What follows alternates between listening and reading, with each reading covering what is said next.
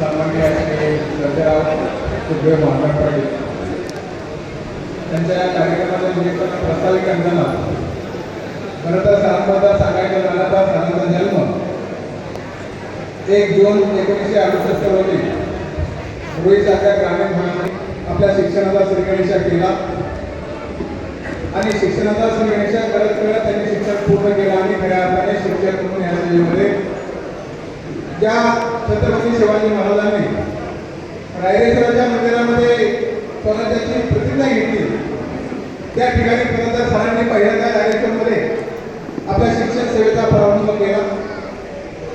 21/10/1993 रोजी भोर या ठिकाणी रायरेश्वरच्या ठिकाणी जिल्हा परिषद प्राथमिक शाळेमध्ये त्यांनी आपल्या शिक्षणाला श्रीगणेशा करून खऱ्या अर्थाने शिक्षण सेवेमध्ये पदार्पण केलं आणि त्यानंतर सर डायरेक्ट भोरमधून आपल्या इंदापूर तालुक्यामध्ये नावी या ठिकाणी आले. नावी गावामध्ये त्यांनी सेवा केल्यानंतर पुन्हा 2003 साली आपल्या स्वतःच्या गावामध्ये म्हणजे रुई गावामध्ये त्यांनी 10 वर्ष चांगल्या प्रकारची सेवा केली आणि या 10 वर्षाच्या काळामध्ये त्यांनी आपल्या शाळेला भरभराटीचे दिवस आणले.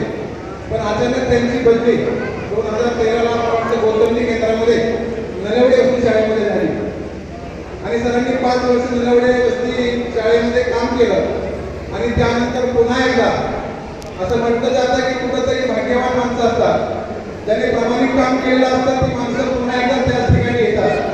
कुणाच्याही ती नशिबामध्ये नसतं आणि पुन्हा एकदा 2018 साली मार्कर सर आपल्याच पुन्हा एकदा जिल्हा परिषद प्राथमिक शाळा रुईमध्ये आले आणि त्यानंतर आज तागद म्हणजे उद्या 31 मे 2026 साठी ते या शिक्षण सेवेमध्ये असताना रुई या गावामध्ये त्यांनी आपली प्रामाणिक सेवा केली.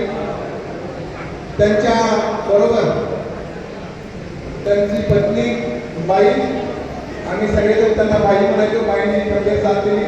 अमर असेल, सुप्रिया असेल, विमुक्त असेल, त्यांचा नातू असेल, त्याचप्रमाणे त्यांच्या सहवासात 8 वर्ष राहताना त्यांचं भावावर किती प्रेम असतं. भाऊ असेल, भाऊजाई असेल, 4 पुतणे असतील, 1 पुतणा असेल, पुतणे असेल, या सगळ्यांना एवढ्या अभिमानाने आणि एवढ्या गर्वाने त्यांनी वाढवलं. ते नेहमी म्हणायचे की माझी मुलं, माझी पुतण्या आणि माझ्या पुतणी हे सगळे उच्च शिक्षित आहेत. कुणी PhD आहेत, मला वाटतं श्रीपाद उपसंचालक कृषी अधिकारी या मोठ्या पदावर आहे. अमर सुद्धा ॲडव्होकेट झालेला आहे, सुप्रिया सुद्धा वकील झालेले आहे आणि दुसरी PhD आहे. म्हणजे उच्च शिक्षित कुटुंब त्यांनी तयार केलं. खरं तर ग्रामीण भागामध्ये आपलं जीवन जगत असताना ज्यांना शिक्षणाचा कसलाही गंध नव्हता त्या माणसांना खरं तर आपल्या आयुष्यामध्ये फक्त शिक्षण आहे शिक्षण आणि आपल्या मुलांना प्रगत बनवलं. अशा प्रकारचे मार्कर सर आहेत. त्यांच्या प्रसंगामध्ये थोडंसं शॉर्टमध्ये घेतो कारण ते आपल्या मनोगतामध्ये ते पूर्ण सांगतीलच. पण आजच्या सेवाकृती कार्यक्रमाच्या निमित्ताने उपस्थित असलेले सर्व मान्यवर, समोर बसलेले सर्व ग्रामस्थ बंधू भगिनी आणि शिक्षक मित्र या सर्वांचा या कार्यक्रमाच्या निमित्ताने स्वागत करतो आणि पुढील कार्यक्रमास सुरुवात करायला. धन्यवाद सर.